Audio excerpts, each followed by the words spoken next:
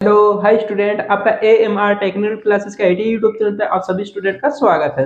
आज हम अपना लेक्चर स्टार्ट करेंगे 29 नंबर का, जिसमें हम देखेंगे fully automatic star data starter with timer के साथ में कंट्रोल वायरिंग या उसका सर्किट डायग्राम। ओके, तो आपको बने रहना है अपने इस चैनल के साथ में, जो कि आपको आगामी एग्जाम्स के लिए IGCR हो गया, बार्क हो गया, NPCL हो गया, अदर किसी भी कॉम्पिटिटिव अगर एग्जाम की आप तैयारी कर रहे हो, जैसे DRDO का भी स्पीड टेस्ट आने वाला है। ओके, तो जितने भी स्टूडेंट हैं जो आपके स्पीड टेस्ट से रिलेटेड अगर आप तैयारी करना चाहते हो, आप अपने चैनल के साथ में जुड़ करके जितने भी प्रैक्टिकल्स के वीडियो मैंने अपलोड किया है उन प्रैक्टिकल के वीडियो देख करके आप प्रैक्टिस जरूर कर सकते हैं। ओके, तो आइए हम स्टार्ट करते हैं आज का लेक्चर, जिसमें हम क्या देख रहे हैं, fully automatic data starter with timer का फॉरवर्ड और रिवर्स वाला जो कंट्रोल सर्किट डायग्राम बनता है, सिंगल लाइन डायग्राम भी हम उसको बोलते हैं, तो वो आपको समझना है। तो देखिए, हम सबसे पहले हम स्टार्ट करते हैं, तो हम क्या लेते हैं, L1 और L2 लेते हैं, L1 और L2। ये किस लिए लेते हैं, ये उसको सप्लाई देने के लिए, लेकिन कंट्रोल वायरिंग को हम दो फेजों के साथ में वर्क करवा सकते हैं या फेज और न्यूट्रल के साथ में हम वर्क करवा सकते हैं। जो कॉन्टेक्टर होता है, कॉन्टेक्टर की आपको रेटिंग देखनी होती है कि 240 वोल्टेज का है या 440 वोल्टेज का है। अगर 440 वोल्टेज का है तो उसके लिए दो फेज हमें लेने होते हैं, और अगर कॉन्टेक्टर पे अगर लिखा हुआ 240 वोल्टेज का, ओके, उसकी वोल्टेज रेटिंग जो दी हुई होती है, तो उसके अकॉर्डिंग आपको सिंगल फेज सप्लाई आपको प्रोवाइड करवानी होती है। तो इसके हिसाब से आपको क्या करना है, L1 L2 की जगह आपको एक फेज ले लेना होता है और एक न्यूट्रल वाला ले लेना होता है। ओके, तो लेने के बाद में आप उसके आसानी से, जैसे इस कनेक्शन के अंदर जैसा मैं बताऊं वैसे आपको जहां पे L2 वाली सप्लाई हम जहां पे लगाएंगे वहां पे आप न्यूट्रल की सप्लाई आसानी से लगा सकते हो, सिंगल फेज वाले अगर कॉन्टेक्टर आपको मिल जाए तो। ओके, तो आइए स्टार्ट करते हैं। हमने एक फेज उठाया, ओके, उठाने के बाद में हमने किस में दे दिया, ICTP switch. Okay, ICTP switch जो 3 पोल वाली जो आपने कंट्रोल वायरिंग जो हम देख रहे हैं, तो ये जो कंट्रोल वायरिंग करते हैं, तो जो आपका होता है ना पावर वायरिंग के अंदर जो ICTP स्विच लगाते हैं, तो वहीं से हमें एक वायर उठा लेना होता है। ओके, उसका अलग से नहीं होता, उस चीज से हम करते चलते हैं। ओके, तो यहाँ पे ICTP स्विच बोल सकते हो या MCB भी आप बोल सकते हो। ओके, तो यहाँ पे MCB आपने ले ली। ओके, उसके बाद में आपको क्या करना है, इसका ओवरलोड, थर्मल ओवरलोड रिले जो लगी हुई होती है उसको आपको देना होता है, थर्मल ओवरलोड रिले। उसके बाद में जो आउटपुट निकलता है वो किस में जाता है, आपका स्टॉप पुश बटन में जाता है, स्टॉप पुश बटन में। और इसके बाद में आपको क्या करना होता है, इसको दो भागों में डिवाइड किया जाता है। ओके, तो दो भागों में डिवाइड करने के लिए हम क्या करेंगे, इसको ऐसे ले लेंगे। तो यहां से आपको क्या करना है, वही बात है जो मैंने आपको पहले करवा दिया था कि आपने फॉरवर्ड और रिवर्स का आपने देखा था। तो यहाँ पे हम एक्सिलरी कॉन्टेक्टर भी लगा देते हैं। ओके, और इसका जो आउटपुट आएगा वो किस में चला जाएगा, रिवर्स वाले कॉन्टेक्टर के एनसी में। ओके, रिवर्स वाले कॉन्टेक्टर का एनसी लग जाएगा, और उसके बाद में यहां से जो आएगा आउटपुट वो किस में चला जाएगा, कॉन्टेक्टर K1 में। इसका A1 और इसका A2 टर्मिनल यहाँ पे लग रखा है। ओके, इसी के अकॉर्डिंग आपको यहाँ से भी आपको देख लेना है। ओके, यहाँ से हम क्या करेंगे, उसको फॉरवर्ड और रिवर्स करना होता है, तो यहाँ से आपका क्या हो जाएगा, स्टार्ट पुश बटन लगेगा, जो किसका लगेगा, रिवर्स का, और ये स्टार्ट पुश बटन था जो किसका था, फॉरवर्ड का। ओके, फॉरवर्ड का। अब इसके साथ में हम क्या करते हैं, यहां से इस फॉरवर्ड वाले का कॉन्टेक्टर का जो एनसी होता है, जो एड ऑन ब्लॉक हम उनको बोलते हैं, तो वो हम यहाँ पे लगाएंगे। ओके, इंटरलॉकिंग करते हैं। जब ये ऑन होता है तो ये ऑफ रहता है, इसकी सप्लाई डिस्कनेक्ट कर देता है। ओके, इंटरलॉकिंग का सिस्टम आप समझ सकते हो, ठीक है। और यहाँ से हमें क्या करना होता है, इस K2 कॉन्टेक्टर को ऑन करने के लिए हमें लगाना होता है ये A1 और ये A2। ओके, अब आपको क्या करना है, यहां से भाई जब आप इस पुश बटन को दबाओगे, दबाते इसके में फॉरवर्ड का एनसी नॉर्मली क्लोज, इसमें से सप्लाई होते हुए यहां तक आएगी। जैसे ये ऑन होगा तो ऑन होने के बाद में हम इसका जो एक्सिलरी कॉन्टेक्टर होता है, जो एक्सिलरी कॉन्टेक्टर यहाँ पे हम लगा करके रखते हैं पुश बटन के समानांतर क्रम में, जो कि मैंने आपको पिछली क्लासेज में अच्छे से समझा रखा है। ओके, तो ये एक्सिलरी किसका होता है, इस कॉन्टेक्टर का। ओके, तो रिवर्स वाले कॉन्टेक्टर का। ये एक्सिलरी किसका होता है, ये फॉरवर्ड वाले का। ओके, तो ये आपको थोड़ा ध्यान से समझना है। यहाँ पे जो A1 और जो A2 दोनों को हमने कॉमन कर दिया, इसको हम सप्लाई कहां से देंगे, L2 सप्लाई देंगे। ओके, अब आपको क्या करना है, इनको रब कर देता हूं, आप इनको लिखते जाइएगा, ठीक है। ये स्टार्ट पुश बटन था, किसका था? रिवर्स वाले कॉन्टेक्टर का, और ये फॉरवर्ड वाले का है। अब आपको क्या करना है, इसके अंदर एक्स्ट्रा कुछ ऐड करना होता है, मतलब एड ऑन ब्लॉक। जो क्या होता है, दो एड ऑन ब्लॉक हमें लगाने होते हैं यहीं से।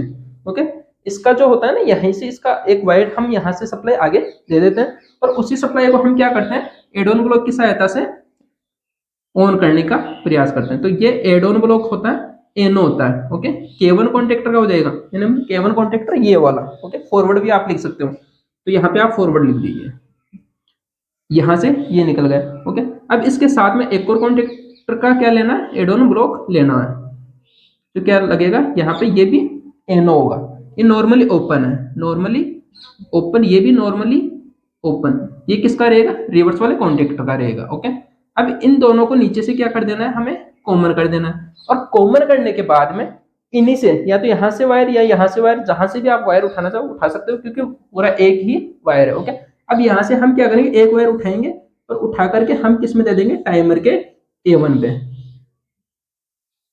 ओके, टाइमर का जो A1 टर्मिनल रहेगा वहां पे हमने लगा दिया, और A2 वाला यहाँ पे हो गया। ओके, अब टाइमर का A1 से हमें एक लूप बना करके उसके कॉमन वायर जो होता है, जो एक तो होता है नॉर्मली क्लोज टाइमर के अंदर, और एक होता है नॉर्मली ओपन। जो नॉर्मली क्लोज होता है उसका जो आउटपुट होता है वो डेल्टा के एनसी से लेकर के हमें स्टार वाले A1 कॉन्टेक्टर में हमें देना होता है। ओके, तो यहाँ से ये जो A2 टर्मिनल है, इसके लिए तो हम यहाँ से लगा देते हैं। ओके, अब यहीं से हमें एक वायर उठाना होता है। ओके, तो यहाँ से आप एक वायर उठा लीजिए, यहाँ से लूप बना कर जो आप उठाओगे ना, तो वो किस में जाएगा, टाइमर के कॉमन वायर में। ओके, तो टाइमर का जो एक होगा एनसी वाला, टाइमर का जो एनसी वाला कॉन्टेक्टर होता है, टाइमर का एनसी।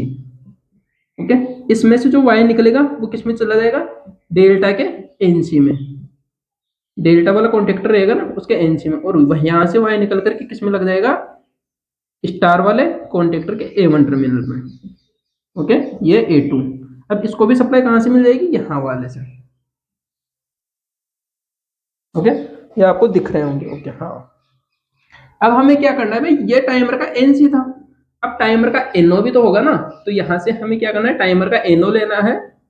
टाइमर का एनओ, जैसा कि मान के चलिए जब आप इस कॉन्टेक्टर को ऑन करो तो यहाँ से सप्लाई इसमें से जाकर टाइमर ऑन होगा।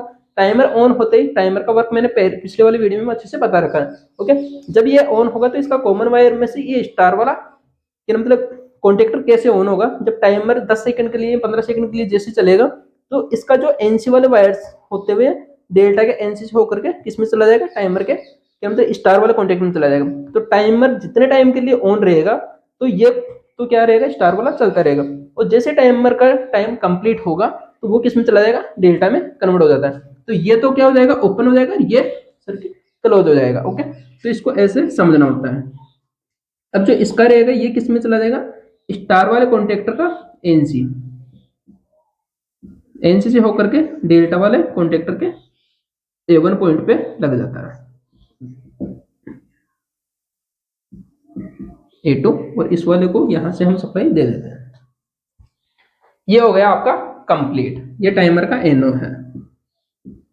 अब इसको थोड़ा सा ध्यान से समझने का प्रयास कीजिए। ओके, तो हमने क्या किया, दो एड ऑन ब्लॉक तो ये ले लिए, दो एड ऑन ब्लॉक ये ले लिए, और ये टाइमर के साथ में लगे हुए होते हैं। ओके, एक एड ऑन ब्लॉक ये है और एक एड ऑन ब्लॉक ये है। तो कितने एड ऑन ब्लॉक हो गए, 1 2 3 4 5 6 एड ऑन ब्लॉक हमने ले लिए। ओके, 6 एड ऑन ब्लॉक का सर्किट कंप्लीट बनाने में थोड़े वायर ज्यादा लग जाते हैं।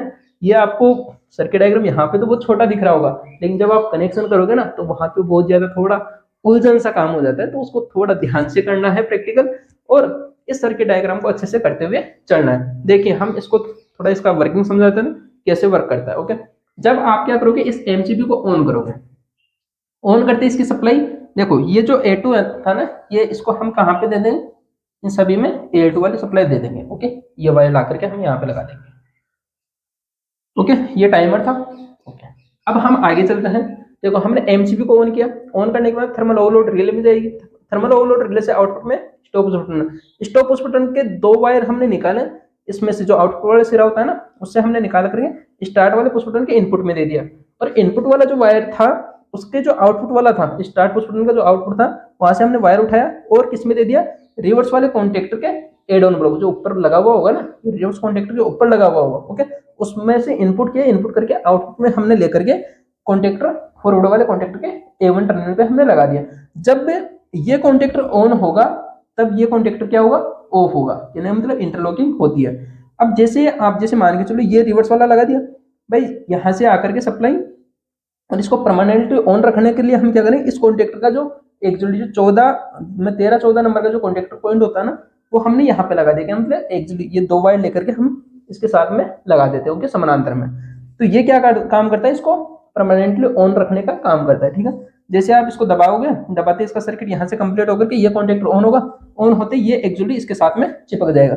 जैसे चिपकेगा तो यहाँ से सप्लाई इनमें से जाकर के इनमें से आना स्टार्ट हो जाती है और कॉन्टेक्टर आपका ऑन रहता है। तो ये तो हो गई फॉरवर्ड वाले की बात। जब ये ऑन होता है भाई, कॉन्टेक्टर ये है ना, ये कॉन्टेक्टर कौन सा, K1 वाला, ओके, ये फॉरवर्ड वाला। जब ये कॉन्टेक्टर ऑन होगा तो इसके साथ में ये कॉन्टेक्टर भी तो ऑन होगा ना, एड ऑन ब्लॉक, ये भी ऑन हो जाएगा। जब ये ऑन हो रहा है तो ये इसी का है ना, फॉरवर्ड वाला जो कॉन्टेक्टर है इसी का NC लगा हुआ है, ये NC है, ये NO है। जो NC वाला तो क्या हो जाएगा, NO हो जाएगा, जो NO है वो NC हो जाएगा, ओके। तो देखो, जब आपने इसको दबाया, इसको दबाते ही सप्लाई यहाँ से आकर के इसमें से आना स्टार्ट हो गई, कॉन्टेक्टर K1 स्टार्ट हुआ, या फॉरवर्ड वाला जो कॉन्टेक्टर स्टार्ट हुआ, तो स्टार्ट होते ही इस वाले की सप्लाई डिस्कनेक्ट करेगा। तो हमने इसको, ये पहले NC था तो ये N हो जाएगा, ओके, इसका सर्किट तोड़ देगा, इसका सर्किट तोड़ेगा तो इसके साथ में इसका सर्किट बना देगा, ओके। तो ये क्या हो जाएगा, ये पहले NO था तो ये NC हो जाएगा। जब ये NC होगा तो यहाँ से सप्लाई आ रही थी वो इसमें से आकर के टाइमर को मिल जाएगी, और टाइमर के A1 पे मिलते ही A2 यहाँ से मिल ही रहा था, टाइमर ऑन होगा। टाइमर ऑन होते ही जो 10-15 सेकंड के लिए तो किस में चलाएगा, मोटर को स्टार में चलाएगा, और स्टार से डेल्टा में बदल जाएगी, ओके। तो यहाँ से देखो, जैसे टाइमर ऑन होगा तो यहाँ से सप्लाई टाइमर के NC से होते हुए डेल्टा के NC, क्या मतलब ये डेल्टा वाला कॉन्टेक्टर इसके एड ऑन ब्लॉक होता है, इसके ऊपर लगा हुआ होता है, ओके। तो यहाँ से हमने इसका इनपुट लिया और इसका आउटपुट लेकर के इसमें लगा दिया, ओके। तो सप्लाई यहाँ से घूम करके यहाँ से आकर के इसमें चली जाती है। तो ये क्या काम करता है, ये आपस में इंटरलॉकिंग करता है। जब ये ऑन हुआ, क्या मतलब स्टार वाला ये जो कॉन्टेक्टर था ना, ये स्टार का है और ये डेल्टा का है। तो स्टार वाला जैसे ये कॉन्टेक्टर ऑन होगा तो ये क्या है भाई, नॉर्मली क्लोज है, तो ये ऑन होगा तो इसको ओपन कर देगा, इसको ओपन कर देगा। तो यहाँ पे क्या होगा, इस डेल्टा वाले को सप्लाई नहीं मिलेगी जब तक ये ऑन रहेगा। तो इसका जैसे टाइम कंप्लीट होगा, तो टाइम कंप्लीट होगा तो ये तो क्या हो जाएगा, ओपन हो जाएगा, और ये क्या हो जाएगा, यहाँ से क्लोज हो जाएगा, ओके। तब इसकी सप्लाई जैसे डिस्कनेक्ट होगी, डिस्कनेक्ट होते ये स्टार वाला जो पहले NC था, अब ये जैसे बंद होगा, बंद होते ये क्या हो जाएगा, NC हो जाएगा, ओके। तो ये जब ऑन था तो ये NO हो गया था, और जब ये चालू होगा तो ये क्या हो जाएगा, NO हो जाएगा। जैसे ये बंद होगा तो ये क्लोज हो जाएगा, ओके। तो ऐसे ये काम करता है। समझ में आ गया होगा जो मैं बोलना चाह रहा था। तो ये जब ऑन होगा, ये ऑन होगा तो इसकी सप्लाई कट कर देता है, और जब ये बंद होगा तो इसकी सप्लाई वापस जुड़ जाती है, ओके। तो ये आप इसको बना लीजिए। और उसी प्रकार जब ये ऑन हो रहा था तो इसकी सप्लाई ऐसे कट करके रख रहा था, ओके। तो यहाँ से हम क्या करते हैं, आपने इतना समझ लिया। अब जैसे मान के चलिए आपको मोटर को रिवर्स में चलाना है, तो रिवर्स में चलाने के लिए आप रिवर्स वाले स्टार्ट पुश बटन दबाओगे। जैसे इसको दबाओगे तो यहाँ से सप्लाई भाई यहाँ से आकर के इसमें से जाकर के इसका सर्किट कंप्लीट करेगा, तो यहाँ से आकर के इसको मिल जाएगी सप्लाई। जैसे ये ऑन होगा तो ये वाला भी इसका ऑन हो जाएगा। जब ये कॉन्टेक्टर ऑन हो रहा है, रिवर्स वाला कॉन्टेक्टर ये ऑन हो रहा है, तो इसकी सप्लाई यहाँ से RC का NC लगा हुआ है ना, रिवर्स का NC लगा हुआ, तो ये तो क्या हो जाएगा, ओपन हो जाएगा। ओपन होने के बाद में और ये वाला क्या हो जाएगा, क्लोज हो जाएगा। तो इसकी सप्लाई यहाँ से आकर के इस फॉरवर्ड वाले के NC से होकर के इसमें चली जाएगी, और इसमें ये जैसे ऑन होगा तो ये रिवर्स वाला कॉन्टेक्टर का ये भी NO से NC हो जाएगा। इसका सर्किट जैसे यहाँ से जुड़ करके टाइमर को सप्लाई मिल जाएगी, और पूरा काम वैसे के वैसे करेगा, ओके। तो आप समझ गए होंगे। इस सर्किट डायग्राम को अच्छे से बनाने का प्रयास करें। ये दोनों NO लग रखे हैं, ओके, फॉरवर्ड का भी NO और रिवर्स का भी NO, और ये रिवर्स का NC लग रखा है, क्या मतलब नॉर्मली क्लोज कंडीशन में, ओके, और ये फॉरवर्ड का NC लग रखा है। ये आपस में जो इंटरलॉकिंग करते हैं, ये क्या किस लिए करते हैं, क्योंकि ये आपस में एक साथ ऑन ऑफ ना हो। जब ये ऑन होगा तो ये ऑफ रहेगा, जब ये ऑन होगा तो ये ऑफ रहेगा, जब ये ऑन होगा तो ये बंद रहेगा, और जब ये ऑन होगा तो ये बंद हो जाएगा, ओके। आपस में कभी भी इनमें शॉर्ट सर्किट होने का चांसेस नहीं बनता, ओके। तो सर्किट डायग्राम अच्छे से समझ में आ गया होगा। ये एक सबसे अच्छा डायग्राम लगा है मुझे, जो कि मुझे एक मेरी मेहनत से मिला है, ओके। मैंने खुद से इसको बनाने का प्रयास किया और इसको अच्छे से समझा, तब जाकर के ये पूरा कंप्लीट सर्किट डायग्राम मैंने खुद से बनाया, ओके। तो आपको पसंद आया होगा, क्योंकि इससे हम क्या कर सकते हैं, फॉरवर्ड भी कर सकते हैं, रिवर्स भी कर सकते हैं और स्टार से डेल्टा में हम कन्वर्ट भी कर सकते हैं और इसमें टाइमर भी हम लगा सकते हैं, जो कि हमने टाइमर भी लगा दिया। 4 कॉन्टेक्टर हो ही गए आपके, 1 2 3 और 4 कॉन्टेक्टर लग गए और सभी में एड ऑन ब्लॉक हमने लगाया है। ओके, इंटरलॉकिंग भी हमने अच्छे से की है। ओके, तो मैं उम्मीद करता हूँ कि आपको ये लेक्चर समझ में आया होगा और वीडियो अगर पसंद आया तो आप अपनी AMR technical classes IT YouTube channel को लाइक शेयर और सब्सक्राइब जरूर करें।